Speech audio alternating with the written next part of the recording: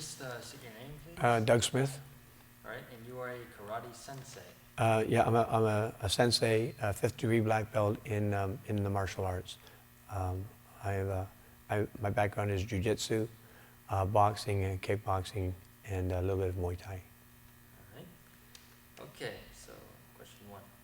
How long have you been in karate? 39 years. 39 years. And how has that journey been? Great. It's been, to me, it's one of the best things that happened. I started in Oakville under Sensei Ron Forrester, the Canadian Jiu-Jitsu Association. Then it eventually became the Jiu-Jitsu Council. I got involved in kickboxing and boxing through that time also, and it's been great. It's kept me conditioned. It gives you good morals and ethics. It's been great. And so, why did you at first choose karate over other types of martial arts like taekwondo or judo? Any particular reason? Well, my mother-in-law actually gave me the membership, and it was actually jiu-jitsu. And the style of jiu-jitsu that I trained under, the Canadian Jiu-Jitsu Association, it bases its foundation on a triangle. 75% is striking. We have judo in it. Jiu-jitsu is judo, has a judo base, and also has some submissions and come-alongs, similar to what you see in the Brazilian now popular martial art. So the martial art that I was involved in is known as the art of flexibility, and we're flexible to all situations, and we take from taekwondo or from judo or from boxing, whatever requirement or skills are required for that situation, we borrow or take to ensure that we're able to satisfy and resolve the situation. Awesome. Now, could you give your own definition? What is karate? What is its purpose and what are its origins? Well, different karate backgrounds, a lot of them are Japanese. There are other forms of the what people are calling the karate.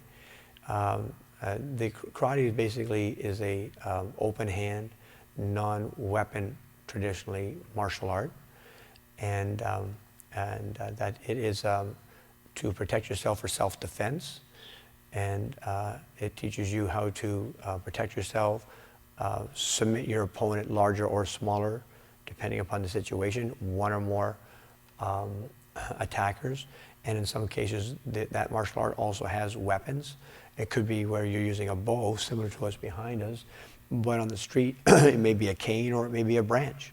So karate dates back several thousand years, and it gives you the opportunity to express yourself either through forms, which they call different forms of patterns or karate or kata, and this enables you to express yourself in a non-violent way. You can go to where you also have competition, which is sport, karate, or sport, jiu-jitsu sport, boxing, whatever they are. There's a sport level to most of the martial arts, and at the same time, that sport gives you the necessary experience to use in a real-life situation. Excellent. Now, did you know that there are over 100 million practitioners of karate all over the world?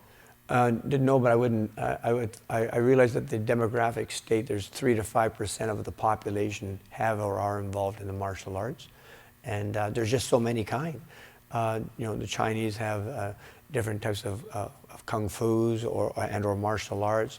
You know, there's the Filipino martial arts, there's the Brazilian martial arts. Every country has its own form of martial arts that is either born or evolved, similar to what the Gracies have done, Hoist and Hoyler Gracie, through the Gracie family out of Brazil. They developed their own style based on a judo base that enabled them to take on striking persons. And then there's also different countries that enabled you to develop that martial art. So it would not surprise me to find that there's that many people. Awesome. So, why do you think karate has prospered far above most fighting arts? Well, I don't know if that's necessarily accurate. I think that what's happened is the martial arts have evolved to be a family orientated. It teaches respect, ethics, moral values. And I think because it became user friendly, you want to take a martial art that is user friendly to your child or to yourself. And I would say that the majority of people want to go into an environment where they're not going to get hurt, yet they feel that they're getting toning, they're in good shape, cardiovascular, they're healthy. Healthy mind is a healthy body, and vice versa. So I think that that karate is, to some people, may call it kung fu. Karate is, to me, is using your hands and your feet, your elbows, your knees, any of your body parts, your head, whatever is available, depending on that situation, to resolve that situation. So I think that although people may call it karate, you would have to ask them, is that a Shotokan, Wado-ryu, you know? There's so many different styles of just karate, so I don't really know how to answer that one. Well, it's pretty much based on the popularity of most martial arts. Karate and Taekwondo, based on the survey, most people prefer to do and practice that kind of martial art.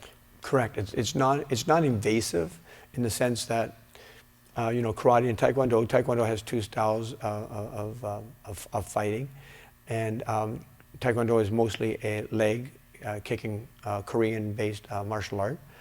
And then karate, there's so many variables or tangents, sectors of it.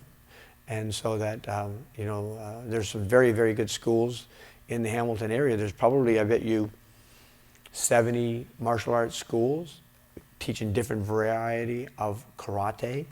And then they've evolved amongst their own senseis, you know, that you're able to